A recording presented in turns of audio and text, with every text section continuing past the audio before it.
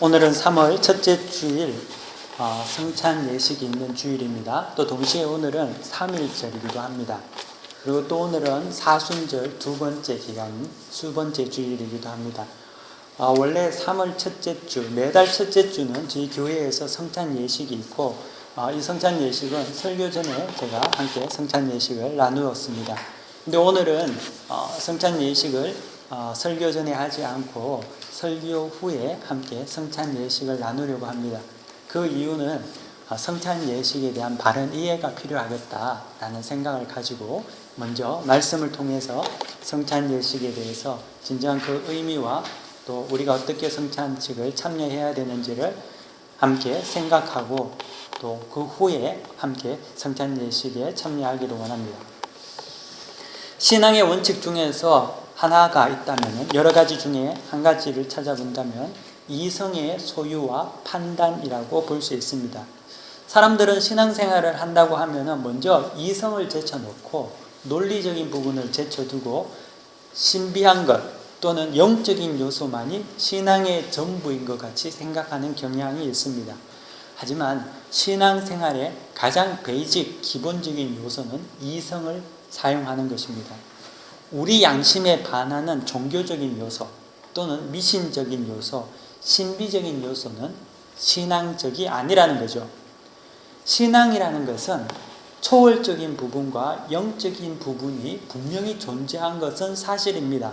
하지만 그렇다고 해서 우리의 어떤 이성적인 어떤 범위를 뛰어넘거나 우리의 이성의 생각을 파괴할 정도의 어떤 동떨어지게 이루어지지는 않는다는 거죠. 영과 육이 조화를 이루듯이 가장 영적인 것은 가장 이성적인 것을 말하고 있습니다. 여러분 혹시 인터넷에서 유튜브나 이런 것에 들어가다 보면은 신사도 운동이라는 지금 현재 전 세계에서 지금은 아니죠. 얼마 전까지만 하더라도 신사도 운동이라고 해서 전 세계에서 굉장히 붐을 일렀던 어떤 영적인 운동이 있었습니다. 혹시 들어본 적 있습니까? 근데 그 신사동 운동은 그 집회에 참석하게 되면 어떤 일들이 많이 일어나냐 하면은 사람들이 갑자기 넘어진다든지 아니면 그 짐승같이 막 짖는다든지 또 갑자기 막 깔깔깔깔 웃으면서 웃음을 주체하지 못한다든지 그런 어떤 어떻게 보면 좀 이상하다고 생각하는 어떤 행위를 하면서 그걸 통해서 성령이 임하고 하나님의 어떤 영에 의해서 체험을 한다고 하는 그러한 어떤 신비적인 운동이 얼마 전까지만 해도 있었습니다. 지금은 그 신사돈 운동에 대해서 모든 어떤 정통교회가 잘못되었다라고 이야기하지만 그 당시만 하더라도 굉장히 전 세계적으로 붐을 일었고 특별히 남미 같은 경우에는 그 썩은 이빨이 금 이빨로 바뀐다는 둥, 또 아니면 금가루가 예배 시간에 막 이렇게 날린다든지 이런 일들이 일어났다고 합니다. 물론 나중에 그것이 잘못된 어떤 사기극이라는 것도 발견되었고 실제적으로 어떤 사람은 정말 이빨이 금 이빨로 바뀌는 그런 어떤 보기에는 이 썩은 이빨이 금 이빨로 바뀌고 사실 또 뽑아보면 그냥 이인데 그냥 멀쩡한 이인데 입 안에 있을 때는 금색으로 빛나는 그런 어떤 신비적인 일들이 많이 일어났다는 거죠. 그래서 그걸 통해서 사람들이 그러한 집회에 모이게 되고 그걸 하나님을 믿는 것이라고 생각하고 많은 어떤 그런 일들이 있었습니다.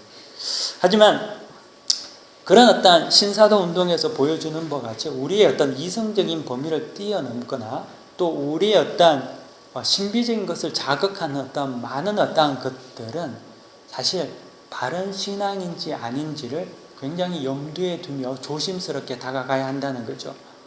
신앙생활에 신비적인 요소 그것이 전혀 없다고 말할 수 없습니다. 왜냐하면 하나님은 영이시기 때문에 우리와 초월된 분이시고 또 하나님께서는 우리에게 그의 전능함 속에서 역사하기 때문에 인간의 상상과 우리의 생각을 초월하는 무엇인가가 분명히 있는 것이 신앙생활이라는 거죠. 하지만 그것만이 다라고 생각한다거나 그것만에 치우쳐 있다는 것, 또 이성의 어떤 범위를 뛰어넘고 신비적인 어떤 요소를 강조하든지 그런 어떤 종교적인 요소의 신앙생활을 가지고 한다면 그것은 반드시 기독교 신앙과는 동떨어진 것이라는 겁니다. 그러므로 신앙생활이라는 것은 정확하게 이성적으로 내가 생각하기에 내가 무엇을 믿느냐를 분명하게 아는 것을 신앙생활이라고 합니다.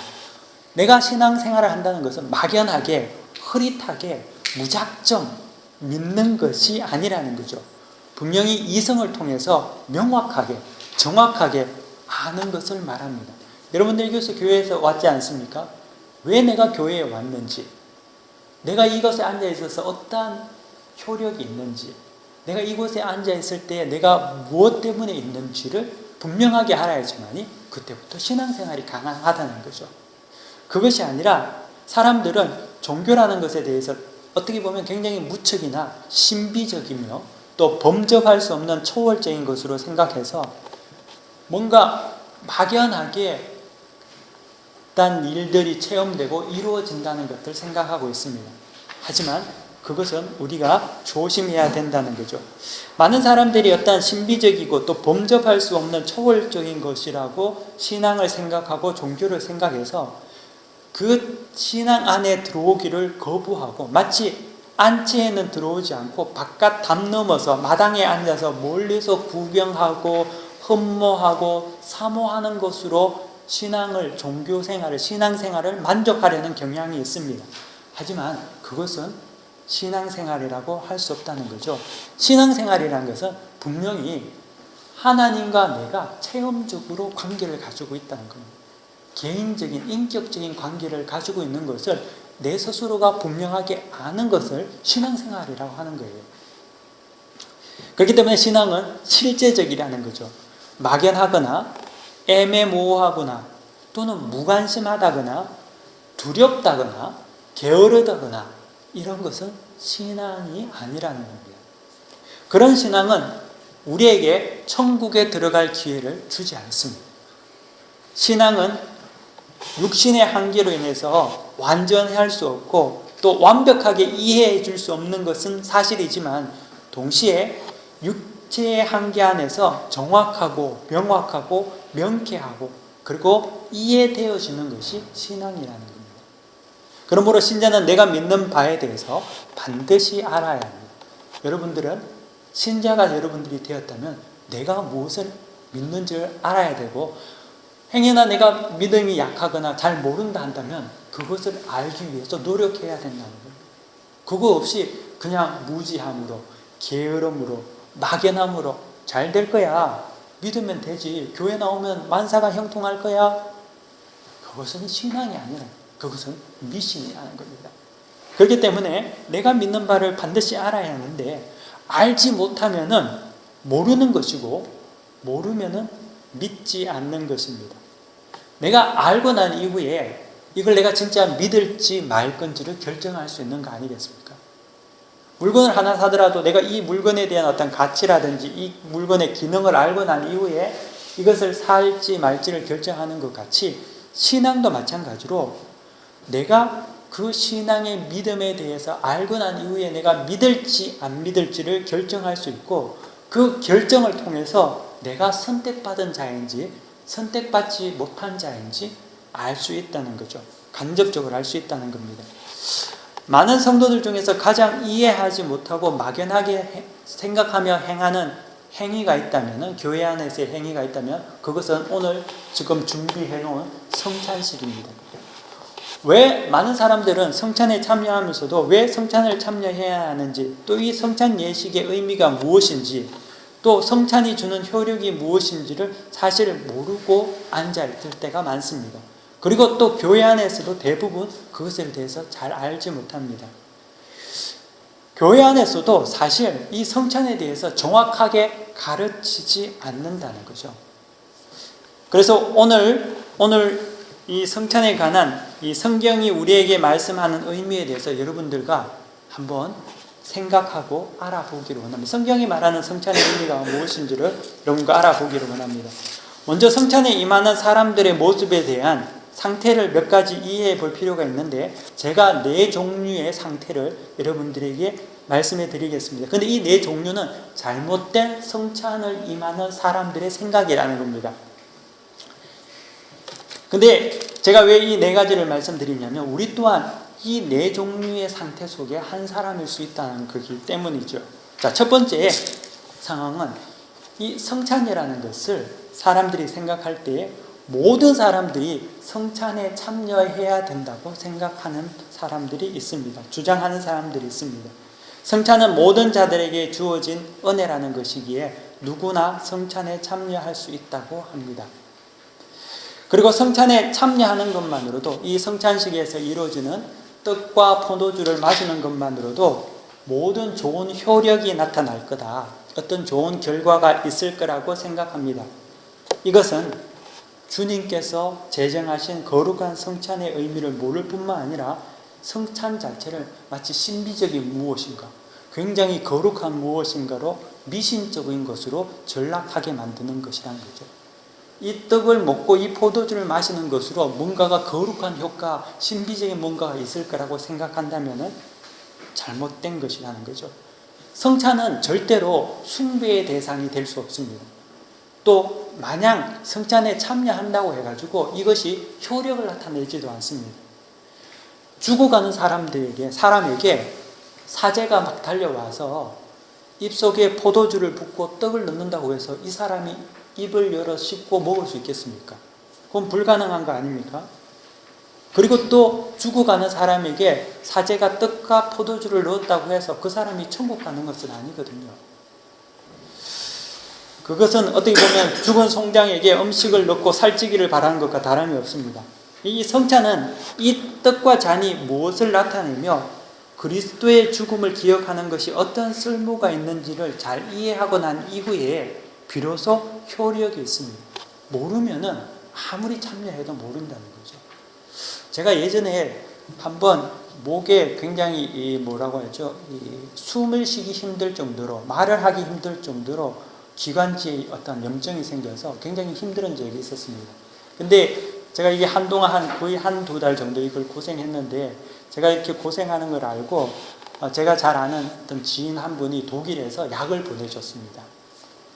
크로아티아도 약이 좋지만 그래도 독일 약이 더 좋겠다고 또 사시는 분이니까 특별히 제게 약을 하나 보내줘서 제가 받았습니다. 근데 이제 어떻게 된 약이냐면 입안에 뿌려서 이제 흡입하는 그런 약인데, 이게 독으로 된 약인데, 제가 이 약을 받아서 하여튼 그때 좀 심해서 이걸 좀 사용해 보려고 하니까 전혀 이 독일에서 온 처음 보는 최첨단 약통이었기 때문에 어떻게 사용하는 줄을 몰라서 가지고만 있다가 한 번도 약을 사용하지 못하고 버린 적이 있습니다.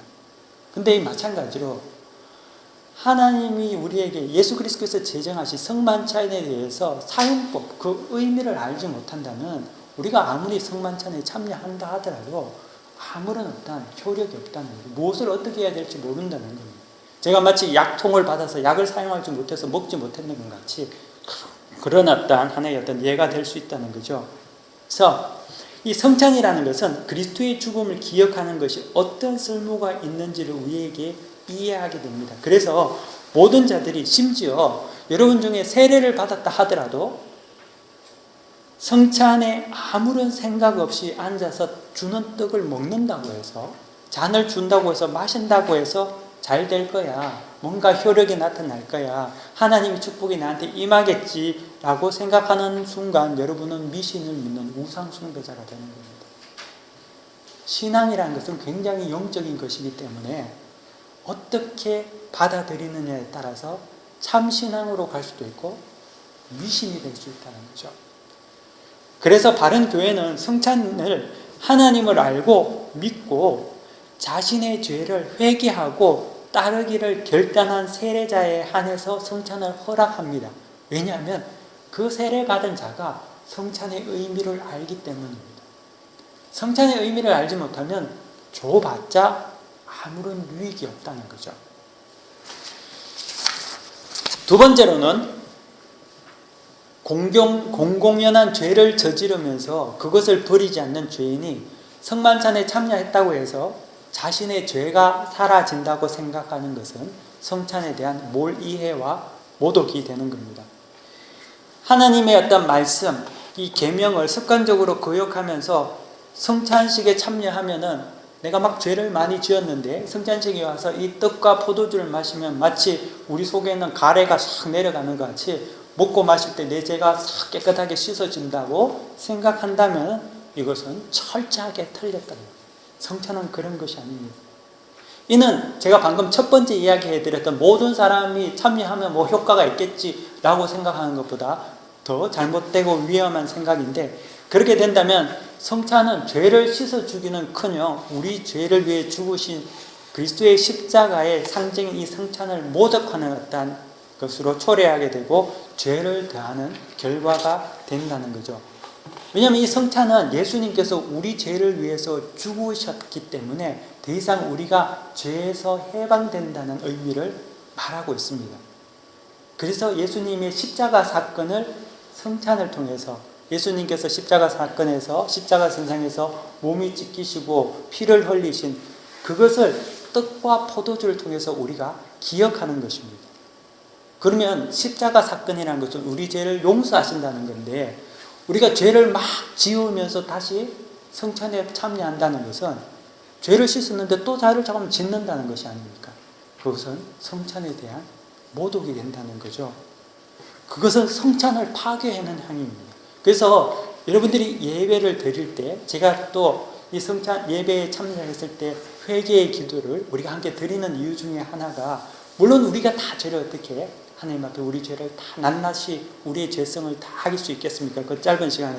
하지만 그럼에도 불구하고 우리가 온전히 회개함을 통하여서 성찬에 참여해야 함을 다시 생각해야 하고 환기시킨다는 거죠. 그러므로 회개하지 않는 죄를 성찬식까지 가져가서 그곳에서 떡과 포도주를 마시는 것, 그것을 받는 것은 가장 나쁜 일 중에 하나라는 거죠. 그래서 바울은 사람들로 하여금 자신을 살피고 그 후에야 떡을 먹고 이 잔을 마시게 하라라고 말했습니다. 얼마나 많은 교회에 있는 사람들이 이런 생각을 하면서 성찬에 참여할까요? 그냥 성찬식 때 목사가 다 떼어주면 그냥 정신없이 교회 왔다가 막 졸다가도 뭐 받아 먹고 막 다 이렇게 하잖아요. 하지만 그게 성찬이 아니라는 거죠. 세 번째로는 방금 말씀드린 두 번째와는 좀 반대적인 개념인데, 어떤 사람들 중에는 자기 자신의 죄로 말미암아, 자기 어떤 연약함으로 말미암아 성찬 받을 수 없다고 생각하는 사람이 있습니다. 자기 자신은 성찬에 참여할 수 없고 자기의 죄로 인해서 나는 성찬 받는 것이 너무나 두렵다고 생각하는 사람들이 있습니다. 그래서 성찬을 거부합니다. 언뜻 보기에는 굉장히 겸손한 것 같지 않습니다. 굉장히 저 사람은 예수님의 어떤 그 성찬에 참여하는 것에 대해서 자기 죄로 인해서 그것을 거부하는 것이 겸손하게 보이는 것 같이 보이지만, 또 진정한 무게와 진지함이 있는 것 같지만, 사실 이 세상의 어느 누구도 죄인이라는 이유 때문에 성찬에 참여하지 못하는 자는 아무도 없습니다. 예수님의 제자들도 그들이 완벽해서 예수님께서 그 제자들에게 십자가에 달리시기 전날 밤에 예수님의 제자들에게 예수님께서 떡과 포도주를 나눠주실 때 제자들이 완벽하고 완전한 사람들이어서 나눠주지 않았다는 거죠. 성찬은 죄인이기 때문에 참여하는 것이지 의인이기 때문에 참여하는 것이 아니라는 겁니다.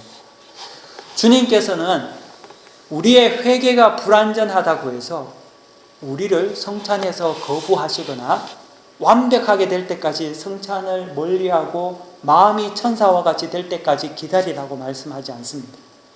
만약에 내 자신이 연약함으로 말미암아 성찬에 참여할 자격이 없다고 생각한다면은 그때가 가장 바른 합당한 성찬에 참여할 시간이고 은혜의 시간이라는 거죠.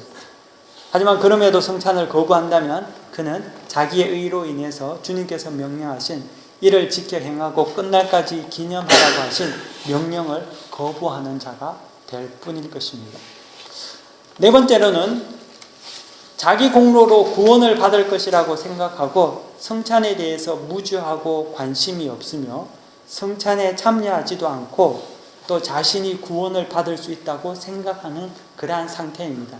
마치 성찬이라는 것을 교회 생활의 하나의 옵션이라고 생각한다는 거죠. 그리고 성찬을 참여하는 것을 자기의 결정에 두고 내가 성찬에 참여할 수도 있고 안 할 수도 있다고 하는 생각인데, 이 정도 생각하게 되면 굉장히 심각한 문제를 가지고 있는 영적인 상태라는 거죠. 간혹 이런 사람들이 있습니다. 성찬에 참여하는 사람들 중에 주변에 둘러보니까 다 죄인이거든요. 이 사람 보니까 이 사람도 나쁜 짓 많이 하는데, 저 사람도 나쁜 짓 많이 하는데, 이 사람도 나쁜 짓 많이 하는데, 이런 사람하고 내가 어떻게 성찬을 같이 먹고 마실 수 있겠어? 나는 성찬 안 참여할래. 이런 사람들도 있고, 또 어떤 사람은 저 목사 내가 별로 안 좋아하고, 저 목사 돈 문제 때문에 문제도 많고, 저 사람 비리가 있는 사람인데 그 사람이 주는 성찬을 어떻게 내가 받아? 난 그 사람이 주는 나누는 성찬에 내가 참여하지 않겠어. 이렇게 생각하는, 성직자의 자질을 문제 삼아 성찬에 참여하지 않는 이 모든 것도, 모든 유의 사람들도 성찬의 의미를 모른다는 거죠. 성찬은 주님께서 우리의 영적인 유익과 신앙의 견고함을 위해서 지켜 행하라고 하신 것이지, 개인의 소견에 대해서 네가 판단하고 네 생각대로 이걸 참여하고 말고의 문제가 아니라는 겁니다.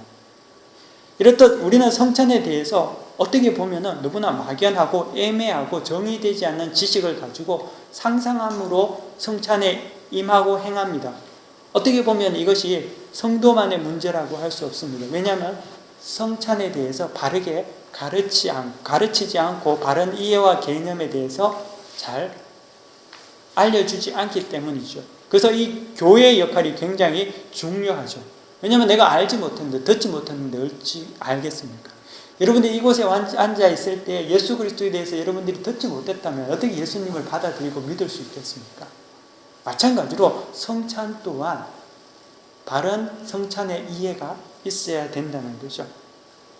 그래서 이 성찬을 1년에 한두 번 하는 특별 행사와 요식 행위와 같이 엄숙한 가운데, 굉장히 엄숙하고 피아노 치고 또 어떻게 보면 좀 분주하고 이렇게 해서 드리는 그런 어떤 것이 아니라, 이 성찬이라는 것은 예수님께서 우리에게 이 성찬 예식의 신비한 능력을 통해서 우리의 믿음을 강화하고 주님께서 우리를 위해서 죽으셨다는 사실을 다시금 깨닫게 함으로 말미암아 우리가 이 세상에서 온전히 하나님과 동행하며 살 수 있는 신비와 비밀스러운 일이라는 거죠.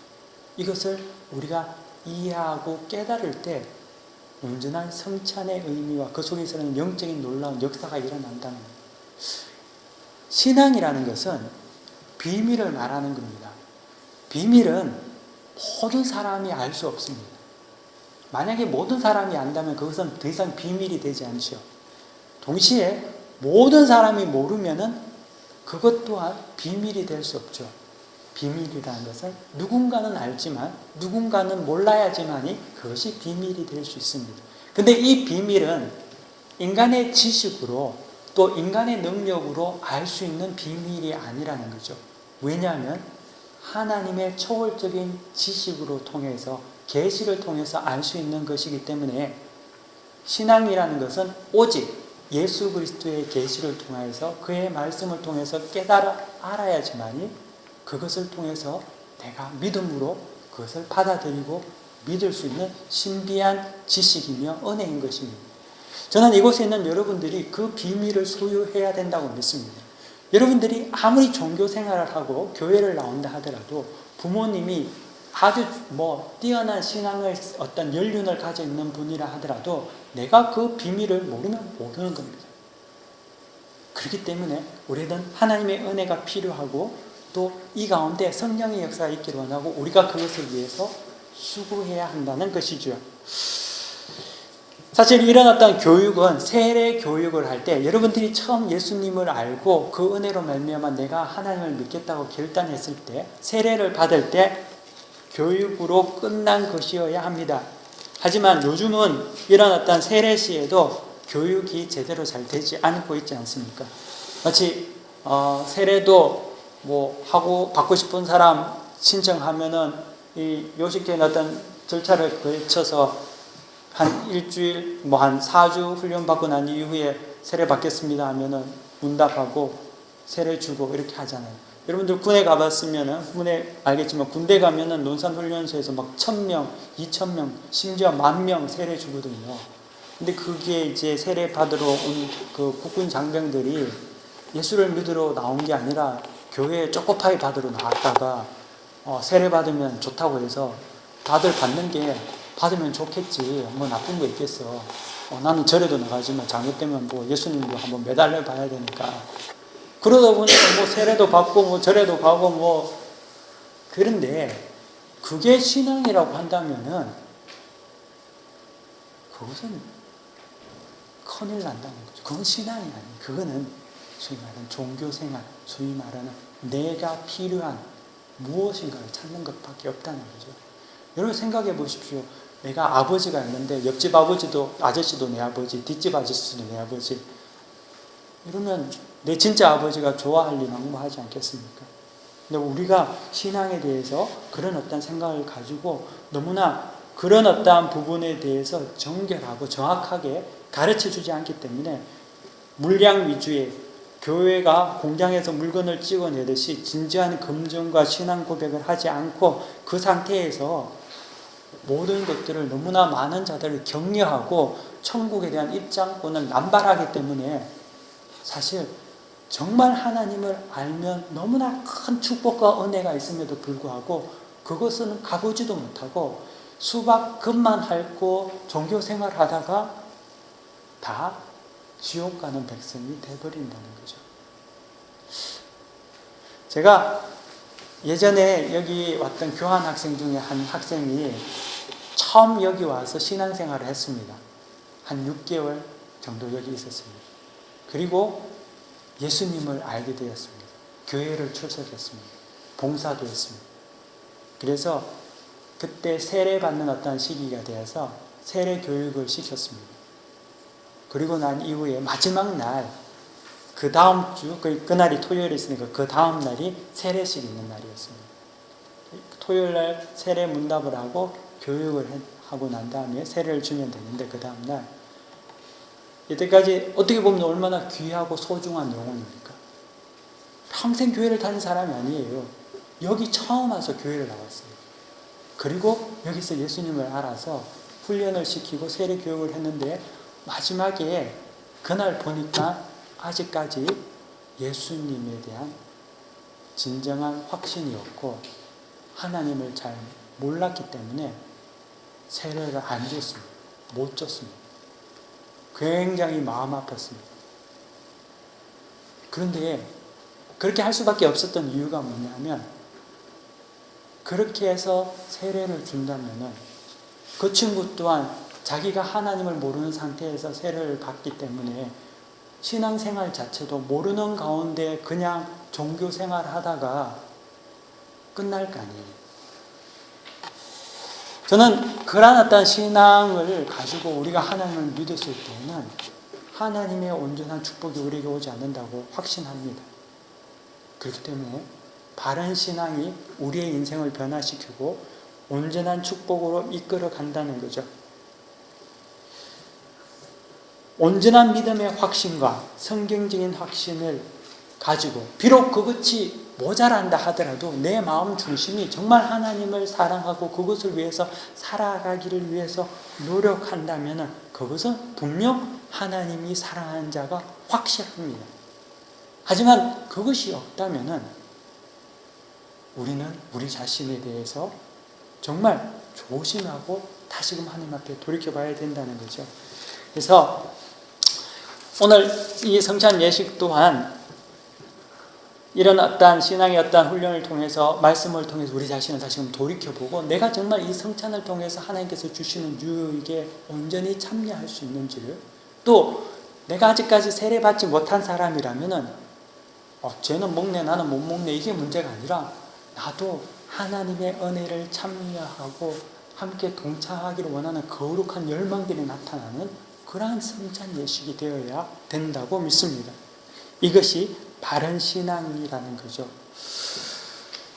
저는 지금부터 그러면은 이 성찬이 무엇인지를 방금은 4가지 어떤 잘못된 어떤 부분에 대해서 설명을 드렸습니다. 함께 나누었습니다. 이제 그러면 정말 돌아가서 그럼 성찬이 무엇인지에 대해서 여러분들과 함께 나누기로 원합니다. 그러면 지금 이 뒤에 있는 성찬 예식, 이 작은 한쪽은 빵이 있고 이 오른쪽에는 포도주가 있습니다.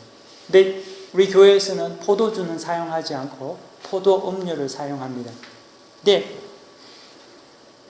정통교회, 소위 말하는 개혁교회에서는 가장 중요하게 생각하는 세 가지 지표가 있습니다. 다시 말하면 기준이 있습니다.